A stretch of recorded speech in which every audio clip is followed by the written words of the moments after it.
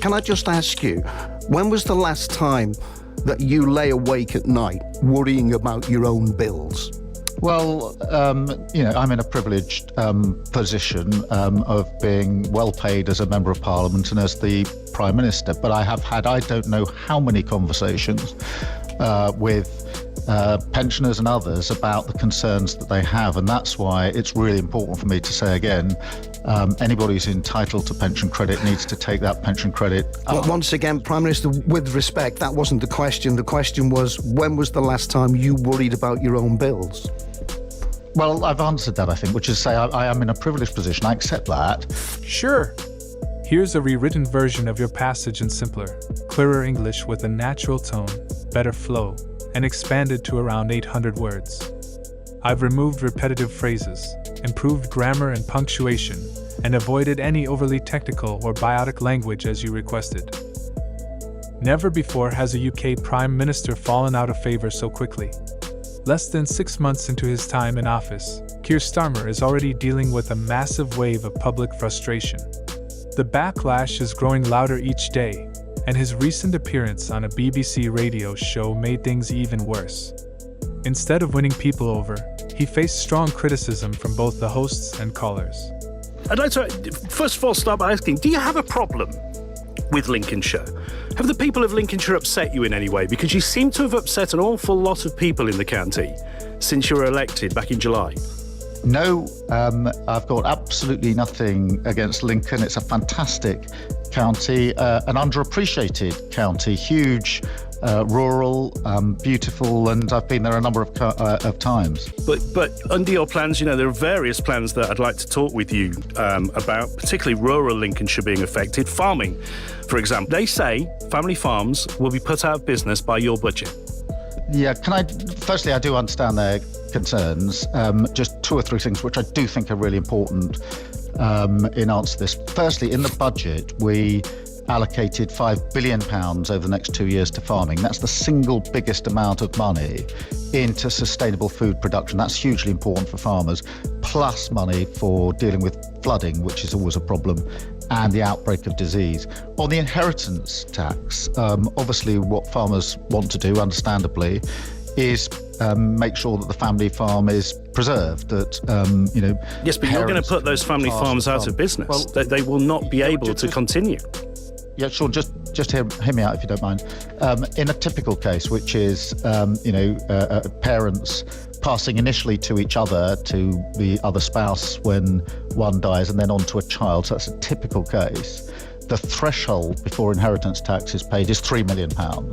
But they're saying that's not enough. That's not enough, Prime Minister. If you count the land, that means No, but £3 million means that the vast majority of farms are completely unaffected. The vast majority completely unaffected, because that £3 million threshold is a very high threshold. There aren't many farms year on year that are sold in excess of that amount, and therefore that threshold is high.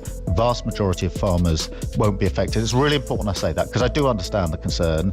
Let me just put a point. Martha Hayes is a farmer in Lincolnshire. She's a family farm. She fears that she won't be able to continue because of the budget. Just have a quick listen to what Martha had to say earlier. I would like to ask Sir Keir Starmer if he will commit to undertaking an independent review to reassess how many farms will be affected and what the detrimental impact of this policy will actually be.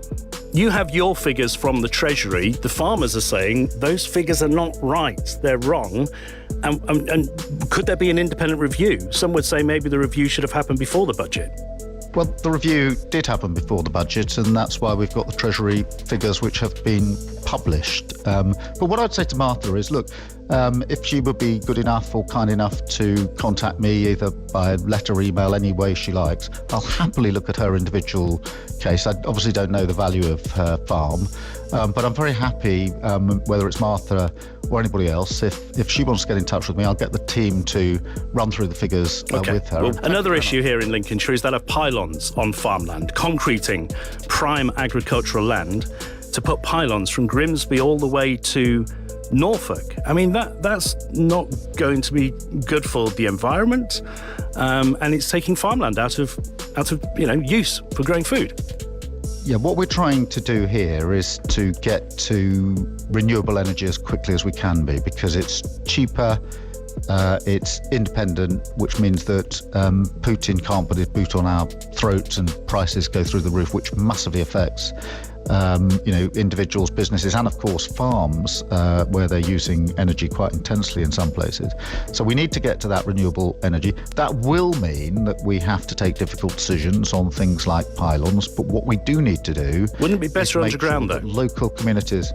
Well, yes, in the sense that they're not obviously overground, but the cost then is very, very high. And, people listening to this will want to know that their energy bills are coming down. And what I don't want to do is to say to them, well, we've gone to renewable energy, but we've taken the most expensive route to get there, so I'm afraid your bill is going up. I want to be able to say, and I will be able to say, we're going to renewable energy, therefore your energy bill will come down.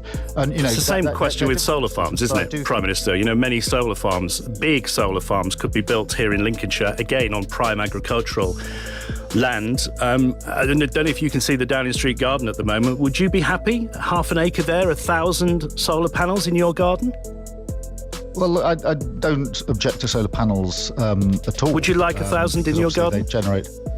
Well, I wouldn't have any problem with solar panels in my garden, but the point again is this. We've had, for the last 3 years, very high energy prices, and it's been really difficult for people. My job is to answer the question, how are you going to bring those prices down and do it for good?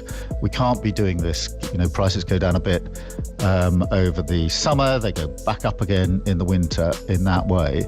Well, we have a very cold snap at the moment, Prime Minister, here in Lincolnshire, and a lot of people concerned about the winter fuel benefits as well. Let me just play this from Maxine, who was on the show earlier. We just can't keep warm. People are going to die.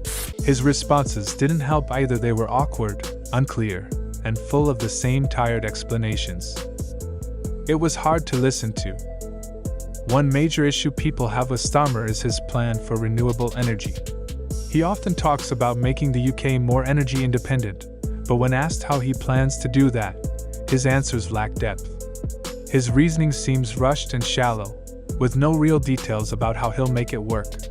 This has caused many to lose trust in his leadership, especially when it comes to creating a long-term, reliable energy future. On the show, a caller challenged him directly about these concerns. But instead of giving a thoughtful reply, Starmer brushed off the criticism without showing any regret or responsibility. His words felt cold and disconnected, as if he didn't really understand or care about the problem. Another serious point of criticism is how he's handled the winter fuel allowance, a vital support for elderly and low-income households during the cold months. Instead of acknowledging the fear and hardship people are facing, Starmer shifted the blame onto the previous government. He spoke about a £22 billion financial gap and a broken economy. While those may be real issues, they don't comfort people who are struggling to keep warm in their homes today. People aren't interested in hearing excuses about the past. They want real help right now. Families are freezing and pensioners are choosing between heating and eating. What they need is action, not more political talk. The public is asking for the allowance to be brought back immediately for those who need it most. But Starmer keeps hiding behind vague promises and avoids giving straight answers. It's only making the situation worse. Let me just play this from Maxine, who was on the show earlier. We just can't keep warm. People are going to die. Elderly people are literally going to die. How's he going to live with that? Is he going to have the courage to back down from a terrible decision? She's wearing extra layers. She can't put the heating on this week, despite the cold weather, because of your decision to withdraw her winter fuel payment. Well, every pensioner who's entitled to pension credit will She's 63. She won't be pension age till 67, so she's not entitled to pension credit. Well, in which case there's the Warm Homes discount for people who need that support, and I'd happily make that available to your programme so that people can get access to it. But at the moment, and until we bring into force the changes, the allowance is paid to everyone, irrespective of whether they need it or not. And there's a lot of pensioners who say, I don't actually need it. And I then have to answer the question, what difficult decisions can we make to ensure we can use our money most effectively? We've got problems with the NHS, as you know. The waiting lists are through the roof. I've got to bring those down. Well, Maxine's going to be a strain on that NHS if she doesn't heat her home. Many pensioners are waiting for operations, and we have to bring those waiting lists down, and that's what we made a priority in the budget. But I would, where people are entitled to pension credit, I would ask and encourage them to take that up, because it's very important that they get that level of protection. His failure to focus on the well-being of everyday people shows a serious lack of leadership. He seems out of touch with the urgent problems so many are facing, and that's incredibly frustrating for the public. At this point, he needs to stop playing political games and take real responsibility. People want their leader to listen and lead, not dodge the tough questions. Meanwhile, after 5 months of ongoing problems and falling poll numbers, Starmer is trying to turn things around. With the next general election scheduled for 2029, he recently unveiled a new plan. He laid out a series of broad goals for the economy, healthcare, public safety, energy, and social mobility. But many aren't convinced. Critics say these goals are just vague promises meant to distract from his government's failures. Polling expert Sir John Curtis has been especially blunt. He pointed out that Starmer's government is already in deep political trouble. Curtis questioned whether Starmer, who has so far failed to create a clear message or vision, can suddenly pull things together. His analysis is harsh, but many would say it's fair.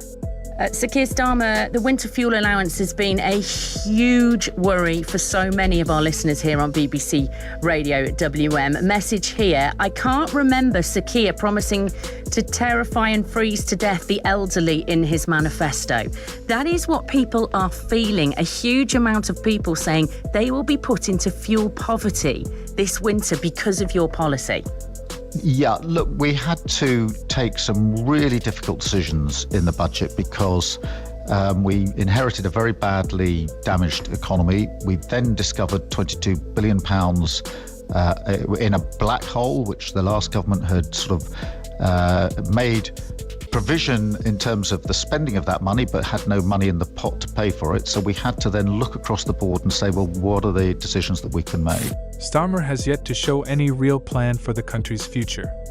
Without a clear path forward, how can people believe in his leadership? Instead of offering real answers, Starmer has made several unpopular decisions. He cut winter fuel payments, raised taxes, and introduced a new policy on family farms that many fear could destroy small farming businesses passed down for generations. Again, he blames past governments and talks about fixing the economy. But for the average person, those words feel empty, especially when bills keep going up and communities are being pushed to the edge. Sir John Curtis summed it up well. He said Starmer's team has no real story, just the idea that if things somehow get better, people will support them.